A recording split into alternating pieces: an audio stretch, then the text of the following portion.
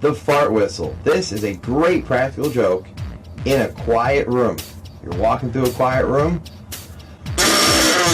Sounds like somebody farts. Also good for that friend who has children.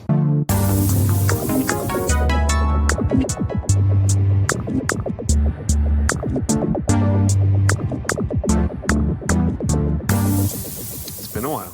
It's been well, let's just see. Let's type into the info box. How long has it been? I'm going to guess 1 year and 2 months. Let's see. Oh. No. It's been almost 2 years. May 17th, 2016. Nothing's changed though. Everything's exactly the same in the world and everywhere. Absolutely. Nothing's changed. Yep. Not a lick of difference out there. We're still cybering and cornholing and all that. You got to watch out for the cyber. That's the one thing that they tell you. They tell you in elementary school now. You got to watch out for the cyber. It's very important. Unless you're trained. That's true. If you have the right training, you can cyber all you need to. How you doing? Good. I am also well. And Independent. You're still doing Orange Flame, right? Yeah. I know you've been putting your feelers out, right? Yeah. I mean, yeah. This is so. Yeah, kind of. I mean, in a way, we can. Hold on. Hang on, everyone. Hey. Hold on. Whoa. Ship sinking. Wait. Whoa. Whoa. Let's Oh wait. man. You don't use a microphone for over a year and it gets wobbly. Well, you're in a hot air balloon. It doesn't help. Yeah, I know. It's so okay. Yeah. So no, I figured, we're catching up. We're getting reacquainted and all that. So I would kind of like to talk about working for myself and what a shit show of a year it was last year. Yeah. Mm-hmm. Go for it. Mm-hmm. I know the world. I mean, it's been a while since I've been in it, but I did it for a decade. So well, I think we should take it as read that the world at large has been a shit show for the last year. That is both an understatement and fully apt. Yeah, and I don't know. I think the thing, I'm still too deep in the middle of it, but I'm trying to figure out how much of a correlation there is between the shit show at large and the shit show that was my past year as a business owner. You mean, are you talking directly or emotionally? Well, both. Yeah, Okay. We're still tallying the results, folks. But I don't know. I mean, it's just this past year just sucked. When I started the business, things were great. Had work going. I had things just going. And man, I tell you what, last year it was a struggle to get any work, and it seemed like the last 4 months of the year I had dick to do. It was horrible. And and so that's kind of what prompted me to kind of hit that panic button and go, oh God, hey, I'm thinking about shutting all of this down, because it was looking like I had no choice but to do something like that, and yeah, it's just ugh. So and I don't know. I mean, there was, of course, always this part of me going, well, maybe if you put a little more effort into, I don't know what at this point, but there was always some sort of a voice in the back of my head saying, oh, well, you need to try harder, work harder, do more, and of course that those are not helpful things when you're already an anxious person as it is. Yeah.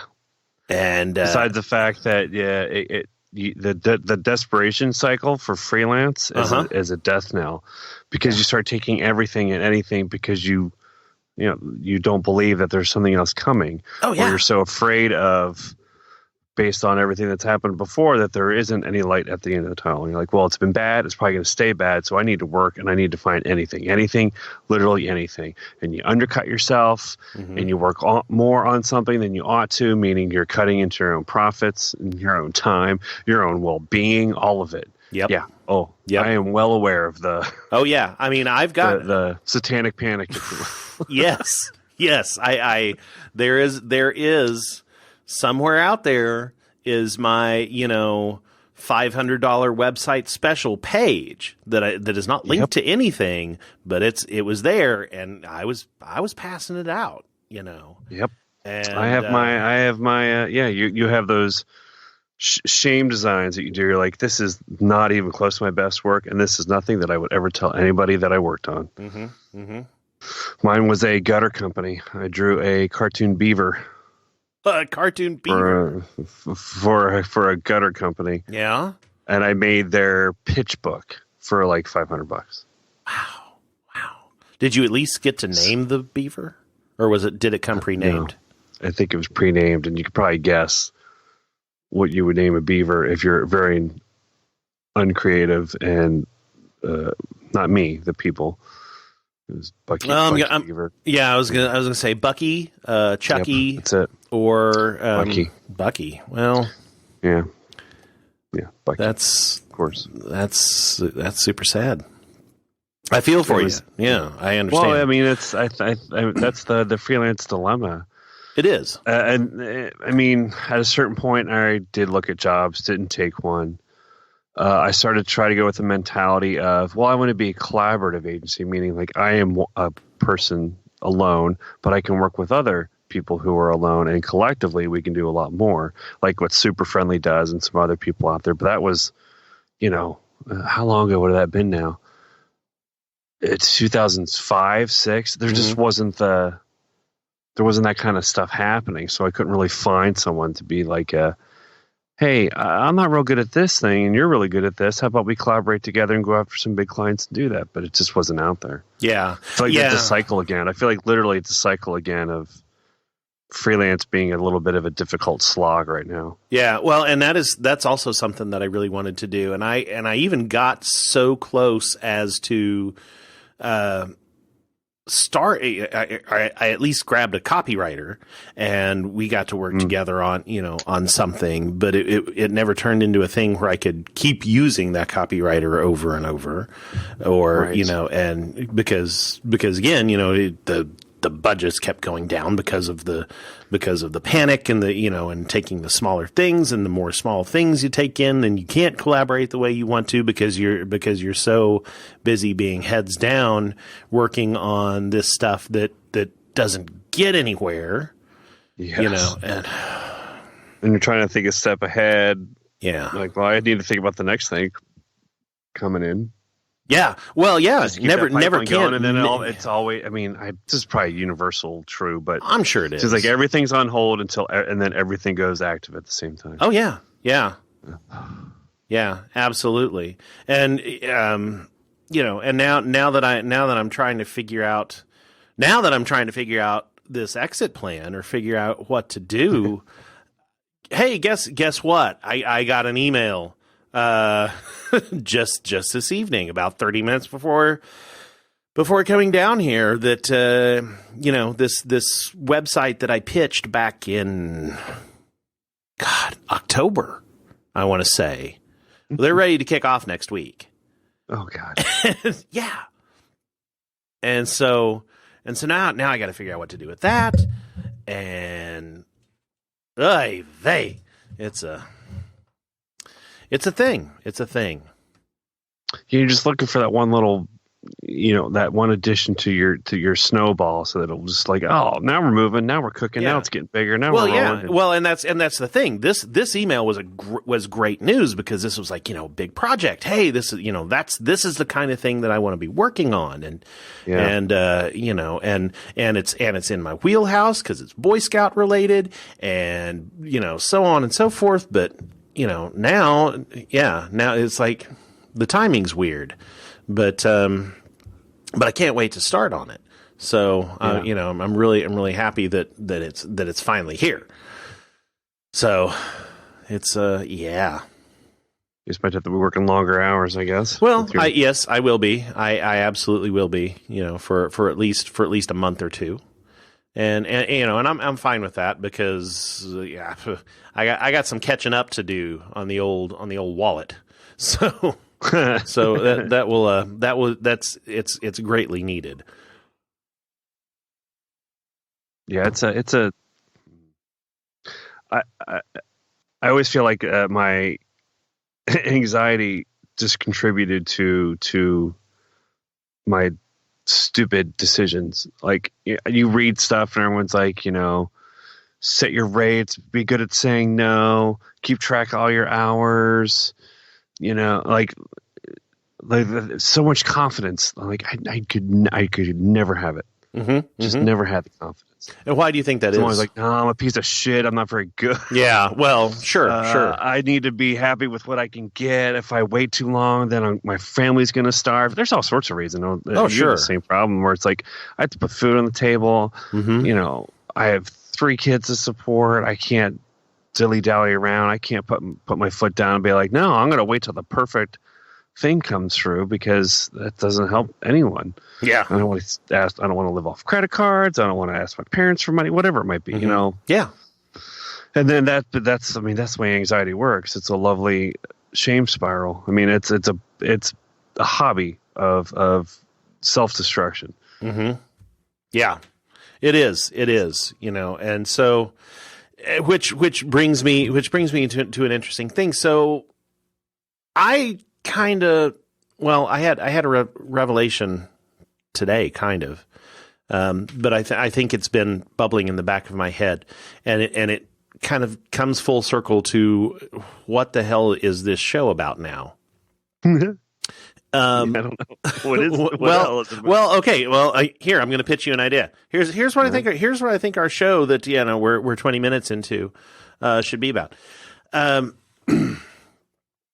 So it came to me in stark clarity. I have been doing podcasts of some form or another for almost 10 years now. Whether I knew it or not, every single podcast that I have done has been about suffering from anxiety. And you mean it comes back around to that somehow? Well, if you really dig and you take apart all the different layers of window dressing, and you can dress this up however you want to, but if you really get down to the core of it, every single one of these shows, the cocktail napkin, the shakes, even the first rendition of Oh My Pod, and all this stuff, every single show has been about suffering from anxiety. And in a way, me trying to work through that anxiety by trying to shine that light on somebody else's. Does that make any sense? But I think, that's exactly where I think it's been. So, given the name which I love, Uncle Weepy's Depression Dungeon. Why not just tackle the issue head on in a fun and delightful way in a way that uplifts everyone? Yeah, in the way that everybody can have relate all of to the answers. It's Oprah. Exactly. So I don't know. That's kind of where my head's at. What do you think? Oh, I'm all in there. I mean, today I got back from work and was completely in a panic. I don't know if you have this, but I get so anxious that I feel like I'm getting the flu. I did have the flu last week. It wasn't anxiety. I know that because I dreamt that I was a ball of jelly trying to recreate history over and over again. Oh, I love those kind of dreams. That had nothing to do with anxiety. That was just complete delirium. It was just like a fever dream type of thing? it was like a waking dream of like I was sweating so much. Yeah. And I was in bed, so I felt like a big ball of wet jelly. Mm-hmm. And it was like all I kept thinking in my head is like I have to go back and do it exactly the same because if I don't, time does not matter. That's all I kept remembering, and I was freaking out about it. So I was kind of anxious too about being sick. So. Yeah. No, but yeah, but that's like, I love even those. today. I came back from work and I was freaking out about completely unnecessary things. About I don't know. I don't know if it will ever go away. I'm almost 46, and I'm always on the verge of thinking I'm going to get fired. I'm going to lose my job. What am I going to do? Mm-hmm. And there's no threat of it. There's no reason for me to think that. But it's always there, or it's everybody hates me. I don't know why I'm the boss of these people. I don't work well. I don't communicate. They think I'm an idiot. And then it will swing another way in terms of like, no, it's good. It's good. I know what I'm doing. I've been doing this for over 20 years. I can do all that. And then nope, my brain goes like, yeah, fuck you. Who do you think you are? Yeah. And then it goes right back down this this roller coaster ride. It's great. I blame religion to some degree on some of it. The whole pride before the fall kind of thing. Like, boy, I don't know that you can. I really don't know that you can. I mean, that just it's some of it. It all sounds so familiar. I get it. I totally understand. I have those. I mean, shit. I haven't even found a job yet, and I'm already afraid that I'm going to get fired. Yeah. for whatever reason. For whatever reason, it could be. Oh man, what you had to ask a question about a jQuery problem that you really should have known in the first place? I think this was a bad idea. Right. We're just gonna go ahead. Yeah. So find a younger guy who can do it for cheaper. That's right. Yep. Here, this 20-year-old guy, he's going to do it for a third of the money that you're charging, and he already knows the answer. He doesn't have to Google it. So. Yeah. Are you getting worse with age? Are you finding? Oh yeah. Like the anxiety or my skills. Anxiety. Well, you know what? I think the two go hand in hand. I've abandoned the fact that I'm going to learn any new skills at this point. I'm like, you know what? Nah, it's. Yeah. Well, and honestly, I think the two go hand in hand. It does go. I mean, I did learn Sketch. I feel good about that. Mm-hmm, mm-hmm. And that's probably the last time I'm going to learn a new program. Well, there you go. All this Figma bullshit. Get out of my face with that. Yeah. Go fuck a Figma. How could you do that? Very carefully. No, anyway, I digress because that joke went nowhere. You need a magic mouse. Yeah. But I think so part of me also wonders if it's because we feel like we're aging ourselves out of jobs or skill sets or desirability or whatever. Like in the culture we live in, unlike our parents' culture, there is not a lot of loyalty to a job. A job is disposable is not right because I don't think that's the way companies see it, but it's fluid.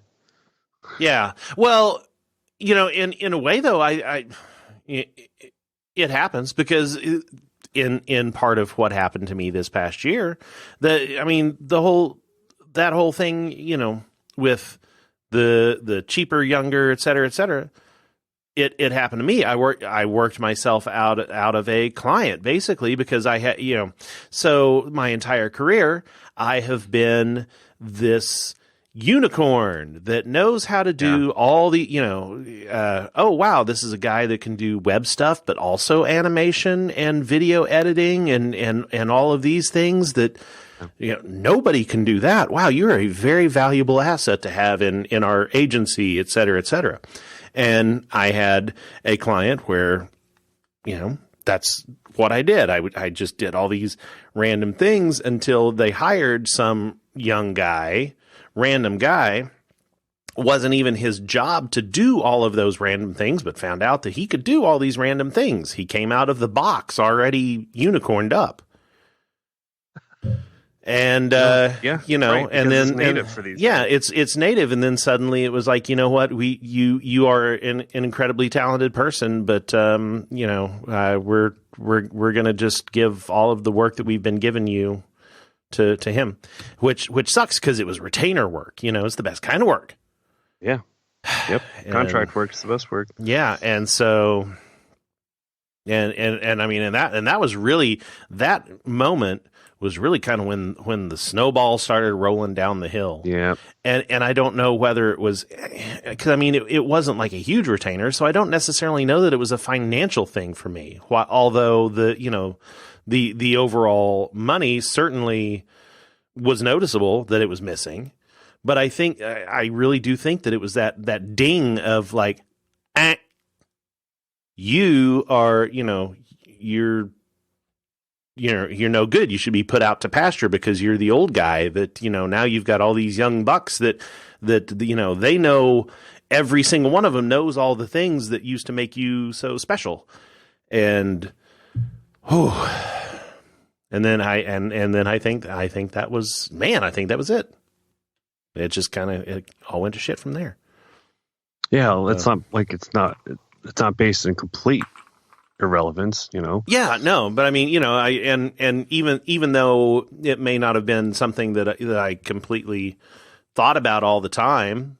I mean, the last 3 months of the year when I didn't have a whole lot to do, I definitely thought about it. Yeah. But yeah, I think it was one of those things that just kind of ate it, like just sabotage, a self-sabotage kind of thing. It really is.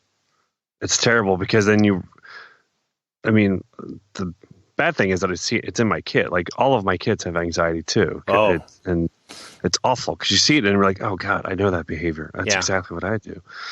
But I think it missed one for me, but yeah. I mean, it's where it's you're not thinking right, but then you feel even worse about yourself because like this is ridiculous. I'm being ridiculous.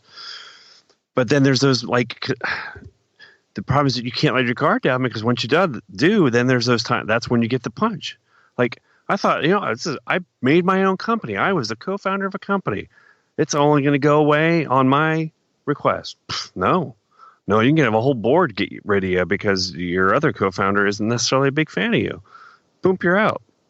There is no, that's the big, like, that's like, oh, I thought I definitely had a way of at least feeling secure. No, there isn't secure. Mm-hmm. If you believe that there is nothing next, which is my problem. I'm always like, there's not going to be anything. It's going to dry up eventually. Yeah. Well, going to have to work at Costco. Well, I mean, they do have delicious snacks there. Their churros are great. The churros are good.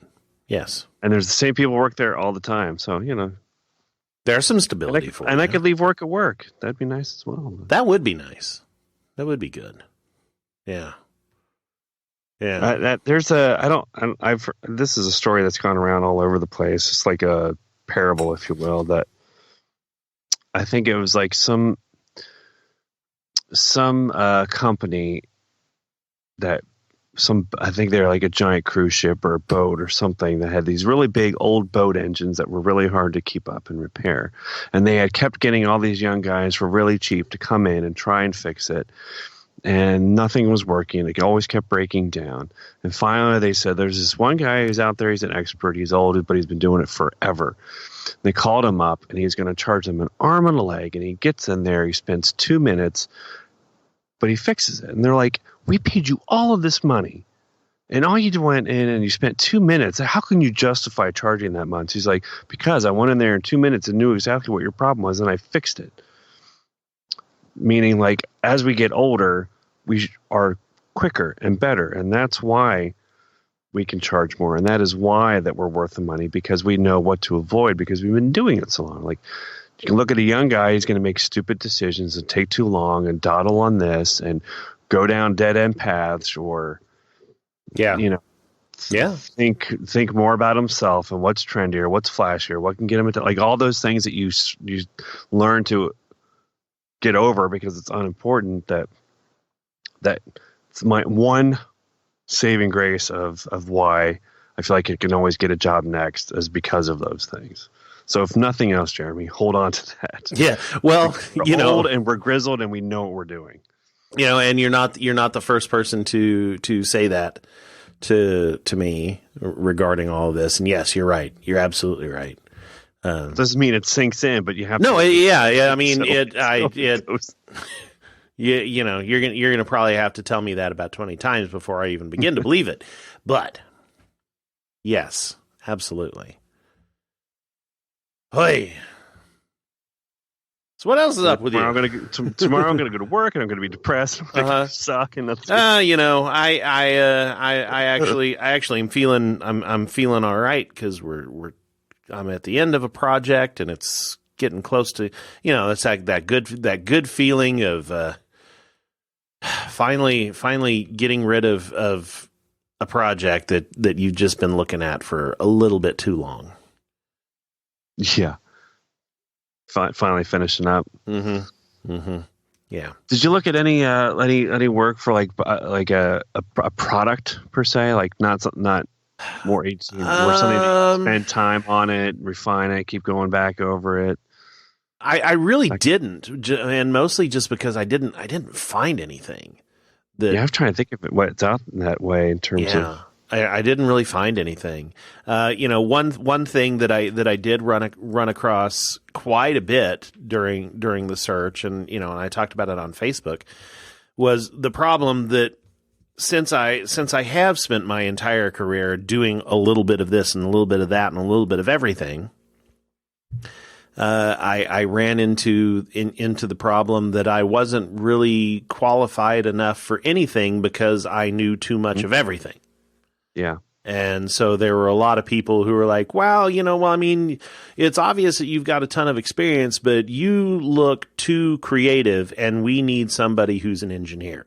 Or, you know, or, well, you've done a lot of development, but we really need a big idea person. And which is another thing that I've kind of been ruminating about over the past few weeks, that I've realized that there is a big difference between a big idea person and a big picture person. Yes. And there's a very, very fine line between the two. But when you cross that fine line, it is a gigantic difference. Yeah. Yeah. The big picture person has to bring that big idea into focus, essentially. Right. Yes, exactly. Because the big idea is a lot of speculation, a lot of hopes, a lot of motivation, really. Yeah. Yeah. But without the big picture, you're never going to get that big vision, that big idea into fruition at all. Right. Well, that's true. But I mean, you know, but I have really come to realize that I'm definitely a big picture person. Yeah. But not always a big idea person. And and after thinking about that, I think I'm okay with that. That one doesn't bother me too much. I'm okay with that. But it also really helped me answer that question of why does this town not see me as a creative director? Because those people need to be big idea people. Yeah. And I'm not a big idea person as much as I am a big picture person. So, yeah. Yeah, you'd be more a managing director kind of person, really. Yeah. Yeah. I can make the puzzle pieces fit, and I can find where those weird puzzle pieces that nobody knows is like, is this a piece of the ocean or is this a fire hydrant? I don't know. I know. Yeah. But yeah. And then the definition, the roles, at least the names around roles are shifting. You know, we're on like a good decade-long stretch of everything completely switching over, even though the skill set is always the same. Yeah. It's what you call yourself that changes. Therefore, like all of a sudden you find yourself out of the vernacular that everyone's using now. You're like, wait, we don't call it that anymore? That's low rung? That's not good? So I have to find a new title for what I've always been doing. Okay. Well, I find that too. Like, you see all these people with these new titles. You're like, oh, that's what we used to call this. Got it. Okay. Well, and it doesn't help that out of the last 3 jobs that I held before going out on my own, 2 out of the 3 had completely made up job titles. You know, and so people take a look at my resume and go, "Chief Storyteller, what the fuck is that?" Chief Storyteller. Like, you know, wow, how far up in your own ass were you?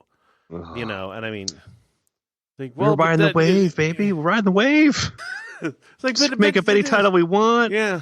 I was chief fart maker. It was the best. But did you really make farts? I did, but only metaphorically. But I did. I told some stories. I did. It was, yeah. So yeah, that didn't help.